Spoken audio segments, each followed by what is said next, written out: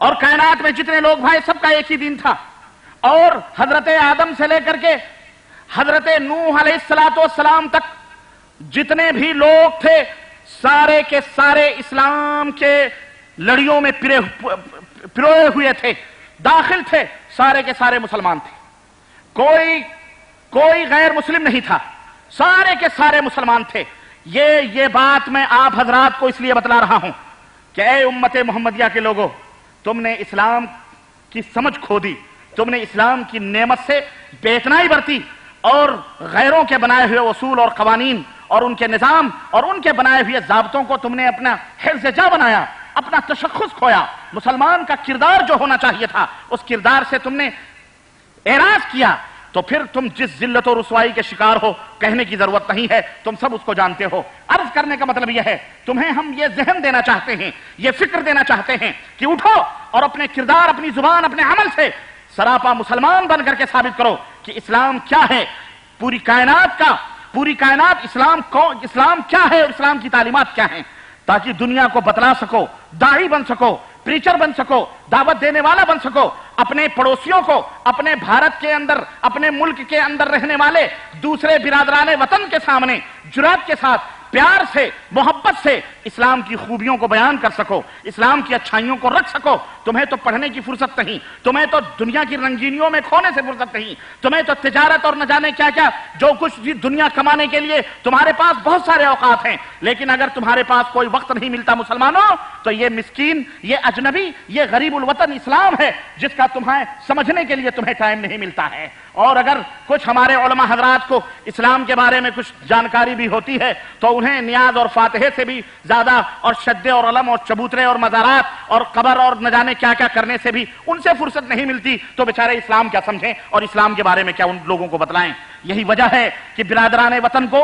تم نے اسلام نہیں بتلایا، اسلام کا آدیش نہیں دیا۔ آج یہی برادران وطن جو پھول تھے، جو ناگوں کو دودھ پلانے والی قوم، ناگ کی پوجا کرنے والی قوم، وہ ناگ سانپ جو آدمی کو ڈس لے تو آدمی ختم ہو جائے، جب وہ ناگوں کو دودھ پلا کر کے اس کی پوجا کر سکتی ہے۔ اے مسلمانوں، اگر تم اس دور کے مسیحا بن جاؤ اور سچے پکے اسلام کے، واقعی سچے پکے اسلام کے داعی بن جاؤ، رب ذوالجلال کی قسم ہے یہ قوم تمہاری گرویدہ ہو جائے گی انشاءاللہ تبارک و تعالی، انشاءاللہ تبارک و تعالی۔ تم اس اسلام کی حقانیت کو دنیا کے سامنے پیش کرو، اس اسلام کو اپنے برادران وطن کے سامنے پیش کرو۔ تم یہ نہ کہو یہ کانٹے بن چکے ہیں، تم یہ نہ کہو یہ ترشول اٹھائے ہوئے ہیں، تم یہ نہ کہو یہ تلوار اٹھائے ہوئے ہیں۔ تلوار اٹھانے پر، ترشولوں کے اٹھانے پر تم نے مجبور کیا ہے۔ میں کھلے طور پر یہ بات کہنا چاہتا ہوں، اس لیے کہ جس رحمت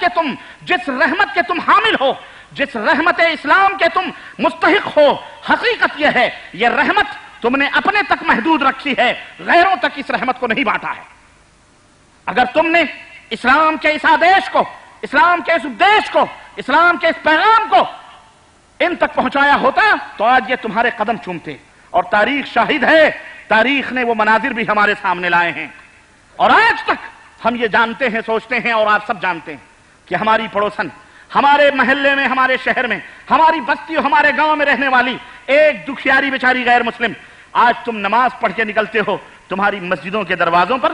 چھوٹے سے دیے میں تیل لے کر کٹوری میں کھڑی رہتی ہے کہ یہ مسلمان اللہ کے پجاری، یہ نکلیں گے، اس پہ پھونک ماریں گے، ہم اپنے بیٹے کو پلائیں گے یا لگائیں گے، ہمارا بیٹا شفا یاب ہو جائے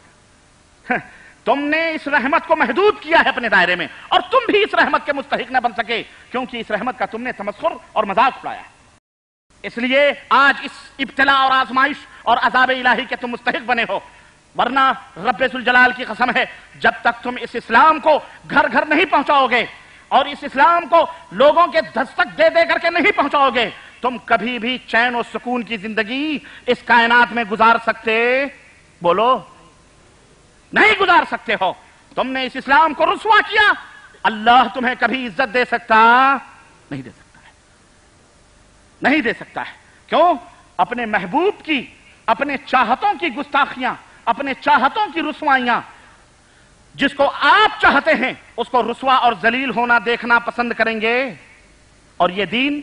ان الدین عند اللہ الاسلام، اللہ نے فرمایا وَرَضِيتُ لَكُمُ الْإِسْلَامَ دِينًا، میرا محبوب دین، میرا پسندیدہ دین اسلام ہے، میں راضی اور خوش ہوں۔ اور آج اسی اسلام کو تم کھلواڑ بنائے ہوئے ہو۔ مسلمانوں پلٹو اور صحیح اسلام کو اپنانے کی کوشش کرو، صحیح اسلام کی طرف آؤ اور دنیا کے سامنے اسلام کا حقیقی چہرہ رکھو، صحیح تصویر اسلام کی رکھو۔ انشاءاللہ تبارک و تعالی ایک دن آئے گا، ایک دن آئے گا، ایک دن آئے گا، یہ ہمارا بھارت مکمل طور پر اسلام میں پرویش کرے گا انشاءاللہ تبارک و تعالی، انشاءاللہ تبارک و تعالی۔ اور یہ عزم کر لو اور یہ عہد کر لو، اگر اسلام کی اس نشر و اشاعت کی راہوں میں تمہاری پیٹھیں سرخ کی جائیں، تمہارے چہروں پر تھپڑے ماری جائیں یا تمہارے خون بہائے جائیں تو خوشخبری بھی سنتے رہو، اگر تم نے اسلام کی دعوت اور اس کی تبلیغ اور اپنے برادران وطن کو اسلام پیش کرنے کی راہوں میں خون کا جو بھی قطرہ زمین پہ گرے گا، رب ذوالجلال کی قسم ہے خون کا قطرہ زمین پہ بعد میں گرے گا، اللہ جنت میں تمہارا مقام پہلے لکھے گا انشاءاللہ تبارک تعالی۔ کیا سمجھتے ہو؟ تمہارے چہرے، ہمارا جسم مدنی تاجدار حضرت محمد رسول اللہ صلی اللہ علیہ وسلم سے زیادہ بہتر ہے؟ بولو۔ اماں سمیہ سے، اللہ اکبر، کس کی یاد آئی ہے؟ اماں سمیہ سے زیادہ محترم ہماری ماں، ہماری بہنیں، جس اماں سمیہ نے اس اسلام کے لیے عمار، یاسر، تنہا اماں سمیہ، ایک کھمبے میں بیٹا بدھا ہوا، ایک کھمبے میں اماں سمیہ بدھی ہوئی، ایک کھمبے میں شوہر بدھا ہوا، اور کس حال میں پتا ہے تمہیں؟ ننگے، مادرزاد ننگے، برہنہ۔ اور نابکار ابو جہل نے اماں سمیہ سے کیا کہا اور کیسے برداشت کیا ہوگا اس اماں سمیہ نے اپنے شوہر کو ننگا دیکھے ہوئے، اور کیسے برداشت کیا ہوگا اس ماں نے اور اس بیٹے نے اپنی ماں کو ننگا دیکھے ہوئے۔ تمہیں غیرت نہیں آتی؟ ذرا سی بات پر ابل پڑتے ہو۔ ارے یہ اسلام جس کو تم نے اپنے سینے سے لگایا ہے، تم نے کیا سمجھا ہے؟ پھولوں کی سیج سے گزرتا ہوا ہے؟ آپ شاروں کے اوپر جھولا جھولتے ہوئے اسلام ہم تک آیا ہے؟ نہیں مسلمانوں، نہیں، یہ اسلام ہم تک اس وقت پہنچا ہے جب بدر و حنین کے تاجدار نے، اللہ اکبر، غزوہ احد میں اپنے چہیتے چچا کے کلیجے کو نچوایا ہے، جب اس کے دل کو، اس کے گردوں کو کاٹ کر جب ہار پہنائے گئے ہیں، جب صحابہ کرام کی تڑپتی ہوئی لاشوں کو اپنے سامنے دیکھا ہے، جب احد کے میدان میں مصطفیٰ جان رحمت نے اپنے چہروں کے اوپر زخم کھائے ہیں، دندان مبارک شہید کیے، اور اتنا زبردست کاریوار وار مارا، تلوار ماری محمد الرسول اللہ صلی اللہ علیہ وسلم کے اس نازک کندھے پر، جو کندھا نبوت کا متحمل تھا، اس کندھے پر ماری۔ تاریخ میں آتا ہے 2 مہینے تک پیغمبر اسلام اس کی درد اور اس کی ٹھیس کو محسوس کرتے رہے، بے ہوش ہو گیا احد کے میدان میں میرا نبی، زخمی ہو کر کے گر گیا میرا نبی۔ کس کے لیے؟ اس اسلام کے لیے۔ میرے بھائیوں، میرے دوستوں، اگر تمہیں اس راہ میں یاد کر لینا، تھپڑ پڑیں، زخم لگیں، برداشت، تمہیں ایذا پہنچائی جائیں، تمہارے گھروں کو آگ لگایا جائے، یاد رکھو ویسے بھی جل رہے ہو، کٹ رہے ہو، ذرا اسلام کی تبلیغ کر کے دیکھ لو، اگر کٹو گے تو جنت میں جاؤ گے انشاءاللہ تبارک تعالی۔ دعوت دے کے دیکھ لو، ویسے بھی بغیر کہے ہوئے پٹ رہے ہو، لیکن اگر تم اس راہ میں نکلو گے،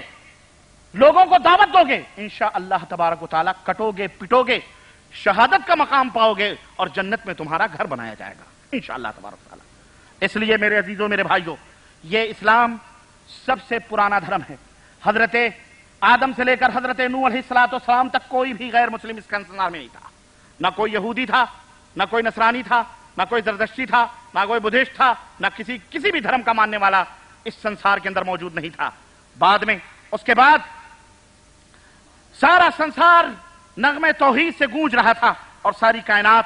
صرف ایک مالک، رچیتا اس سنسار کے بنانے والے اللہ کی پوجا اور اس کی عبادت کے اندر محو تھی۔ چنانچہ قرآن کریم اس کی گواہ ہے، اور اللہ عز و جل نے اس کو بیان فرمایا ہے۔ قرآن کھول کر کے سورہ الشورى کے اندر جا کر کے دیکھ لینا۔ یہ اسلام کی سب سے بڑی خوبی ہے کہ یہ سب سے پرانا دھرم، سب سے قدیم دھرم، اور اس کے بعد جتنے دھرم ہیں سارے کے سارے دھرم لوگوں کے خود ساختہ اپنے بنائے ہوئے دھرم ہیں۔ اس دھرم کو لوگوں تک پہنچانے کی ضرورت ہے، اور جیسا کہ میں نے بتلایا کہ اس دھرم کی اس لیے